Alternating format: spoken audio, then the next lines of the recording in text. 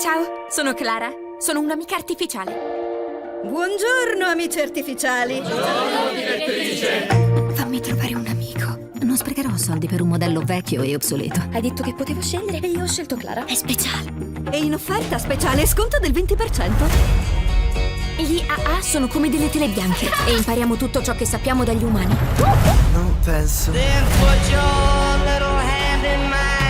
Ci sono cose in questa casa che non saranno mai affar tuo. Consideralo un periodo di prova. Non esiterò un secondo a rimandarti indietro.